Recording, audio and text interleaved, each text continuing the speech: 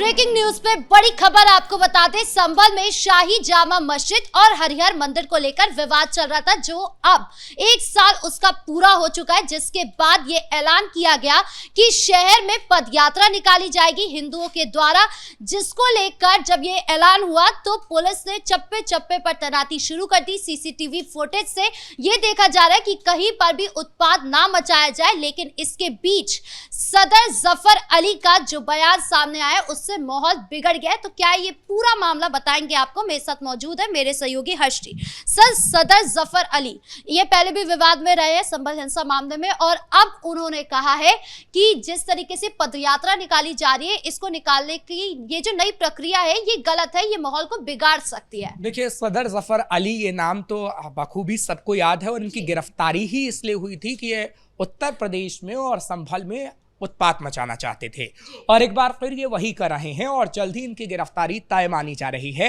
अगर ये उत्पात मचाने की कोशिश करते हैं तो।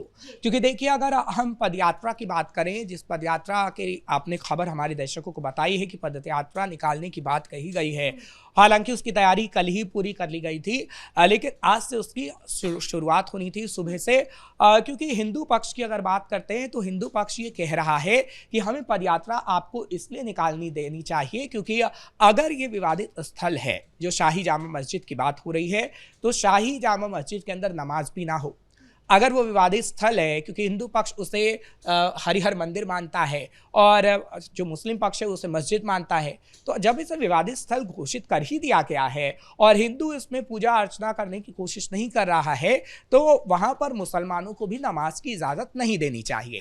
ये दरअसल दोनों पक्ष का कहना है और हिंदू पक्ष खास तौर पर यही बात कह रहा है। तो आगे आने वाले समय में क्या होगा ये तो वक्त ही बता पाएगा, लेकिन हाँ, इतना ज़रूर है कि अभी कोई उत्पात ना मचे, उसके लिए संभल को पूरी तरीके से छावनी में तब्दील किया गया है, अतिरिक्त पुलिस बल की तैनाती की गई है, और जो आप ये तस्वीर दिखा रही हैं कैसे बैरिकेड लगाए गए हैं कि कोई बैरिकेड्स के इस पार ना आ पाए, क्योंकि हमने देखा था, क्योंकि देखिए आपने ठीक कहा कि 1 साल पूरा हो गया है, लेकिन आज वो दिन है जब पहले सर्वे की शुरुआत हुई थी, जब सब कुछ ठीक ठाक हो रहा था, लेकिन 24 नवंबर 2024 वो वक्त था जब दूसरा सर्वे कहीं ना कहीं हुआ और उस वक्त उत्पात मचा। इसलिए बरसी पर, संभल हिंसा की बरसी पर हम देख रहे हैं कि किस तरीके से पुलिस बल तैनात है।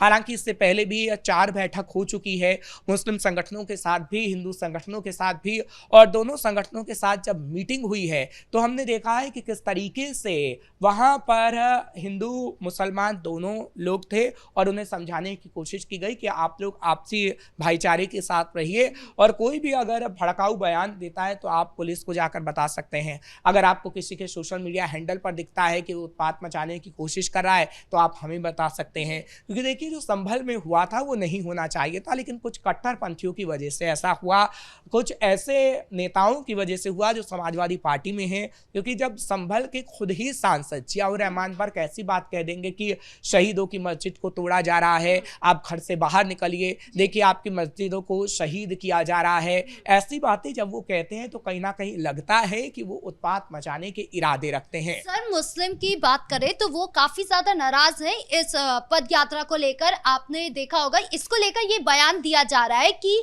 जब नमाज 5 वक्त पढ़ी जाती है, ये कहा जा रहा है हिंदुओं के द्वारा बोला जा रहा है कि 5 टाइम आप नमाज पढ़ रहे हैं तो कोई दिक्कत नहीं है, लेकिन हम 47 साल में एक बार शांतिपूर्ण यात्रा निकाल रहे हैं तो आपको दिक्कत हो रही है। आखिर ये इतनी दिक्कत क्यों हो रही है सर? देखिए, दिक्कत तो होगी ही, क्योंकि जो कट्टरपंथी हैं, कट्टरपंथी या तो सच्चाई को स्वीकार करना नहीं चाहते हैं, दूसरा कट्टरपंथी अगर पुलिस कहते हैं, कुछ भी कहती है तो उसे मानती नहीं है। देखिए, बरेली में भी ठीक ऐसा ही हुआ था अभी हाल ही के दिन में, क्योंकि देखिए संभल को तो 1 साल पूरा होने जा रहा है, लेकिन बरेली में क्या हुआ, पुलिस ने आपको इजाज़त नहीं दी थी प्रदर्शन करने की, पुलिस ने बाकायदा लिखित चिट्ठियाँ तक भेजी मौलानाओं के घर, मौलाना तौकीर रज़ा को भी कहा, और समाजवादी पार्टी के नेताओं के भी घर, जो कहीं ना कहीं प्रदर्शन करना चाहते थे, लेकिन बावजूद उसके हमने देखा वो कैसे घरों से बाहर निकले और उत्पात मचाने की कोशिश की।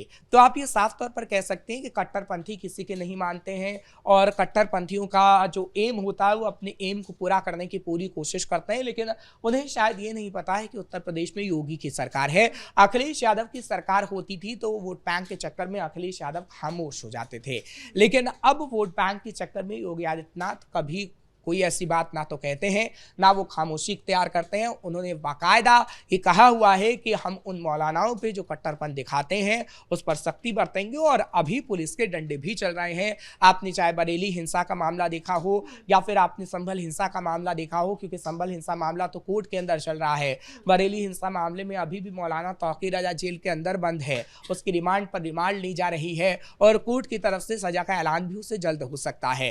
तो देखिए, कोर्ट की अगर हम बात करते हैं, कोर्ट कोई भी फैसला लेता है तो सबको मान्य होता है, यानी सबको मानना पड़ता है और मानना भी चाहिए। लेकिन अखिलेश यादव अभी भी उसे इनकार करते नजर आते हैं। अखिलेश यादव अभी भी कहते हैं कि अगर आजम खान को जेल में डाला गया तो बीजेपी का किया धरा है, मौलाना तौकीर रजा को जेल में डाला गया तो बीजेपी का। रहमान बर्क को अगर जेल में डाला जाएगा तो ये मुस्लिमों को टारगेट करने की साजिश होगी। बिल्कुल, ये बात वो कहते हुए नजर आते हैं। लेकिन आखिर वो कब समझेंगे कि अगर कोई उत्पाती है, अगर कोई कट्टरपंथी है तो कहीं ना कहीं उसे सजा होनी चाहिए और आपको उनका साथ देना चाहिए, यानी योगी आदित्यनाथ का साथ देना चाहिए, जिस तरीके से मायावती कहती नजर आती हैं। क्योंकि मायावती को पता है, देखिए मायावती की सरकार में ही मौलाना तौकीर रजा ने 2010 में बड़ा दंगा किया था, 2 दिन के लिए जेल गया, उसके बाद वो जेल से बाहर आ गया। लेकिन मायावती अब जब भी कहती है तो योगी आदित्यनाथ की तारीफें इसलिए करती हैं क्योंकि योगी आदित्यनाथ की सरकार में उन अपराधियों पर कार्रवाई हुई है, उन कट्टरपंथियों पर कार्रवाई हुई है जो अपना रसूख दिखाने की कोशिश लगातार करते थे। और अखिलेश यादव उन बातों को एक्सेप्ट नहीं करते हैं। मायावती तो करती हैं लेकिन अखिलेश यादव नहीं करते हैं। लेकिन अखिलेश यादव को कहीं ना कहीं बाद में या कभी भी एक्सेप्ट करना होगा, तभी जनता ये समझ पाएगी कि हाँ, अखिलेश ने जो किया धरा है पहले अपनी सरकार में, अब वो उसे मान रहे हैं। अगर आपने गलती की है तो आप उसे मानिए, अगर आपने गलती नहीं की है तो आप उसे मत मानिए। लेकिन हाँ, जो आपने गलती की है वो सबको दिखता है और वो तस्वीर भी नजर आती है। इसलिए आपको कहीं ना कहीं समझना होगा, आपको कहीं ना कहीं इन बातों को स्वीकार करना होगा कि जो आपकी गलती थी उसकी वजह से कैसे आम मुसलमानों को परेशानी हुई। कुछ कट्टरपंथियों को हवा देने के चक्कर में आपने उन्हें आम मुसलमानों की जिंदगियों को भी बर्बाद करने का काम किया।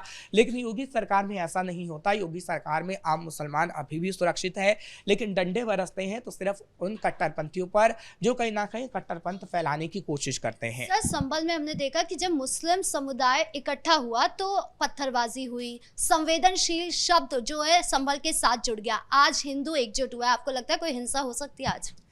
देखिए, हिंसा तो बिल्कुल नहीं होगी। योगी आदित्यनाथ की जो पुलिस है वो पूरी तरीके से मुस्तैद है। योगी आदित्यनाथ बरेली और संभल को लेकर मीटिंग भी कर चुके हैं। जब हमने देखा था कि देर रात मीटिंग बुलाई गई थी, एसएसपी अनुराग आर्य की अगर बात करते हैं तो अनुराग आर्य के साथ मीटिंग की गई थी। संभल में जो पुलिस मौजूद है उनकी टीम से भी बातचीत की गई थी, चाहे फिर वो वीडियो कॉन्फ्रेंसिंग के माध्यम से हो, चाहे फिर अपने साथ मिलकर बात करना हो, योगी आदित्यनाथ की तरफ से किया गया। और वो इसलिए किया गया था क्योंकि संभल की बरसी आ रही थी, संभल हिंसा की बरसी आ रही थी और बरेली में जो उत्पात मचाने की कोशिश लोगों ने की है उस पर जो डंडे बरस रहे हैं, योगी आदित्यनाथ की तरफ से कहा गया है अगर कोई आरोपी है और तो वो बचना नहीं चाहिए। और योगी आदित्यनाथ ने क्लियर मैसेज दिया है कि अगर कोई भी अपराधी होगा तो आप एक एग्जाम्पल सेट करिए, उसको जेल में डाल के या उसमें खौफ पैदा करके, ताकि योगी की पुलिस का नाम कहीं ना कहीं देश भर में हो, दुनिया भर में हो। सर, सीएम योगी ने अभी हाल ही में निर्देश दिए कि जितने भी कूप वगैरह है उनका जीर्णोद्धार किया जाए, उनका कायाकल्प किया जाए। साथ ही ये भी कहा है कि अब संभल से संवेदनशील शब्द को हटाना है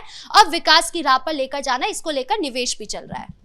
बिल्कुल, देखिए इसको लेकर निवेश भी चल रहा है। हालांकि का पूरा प्लान तैयार किया गया था योगी आदित्यनाथ की तरफ से, जिस प्लान को सीएम योगी ने बताया भी था कि संभल सनातन नगरी है।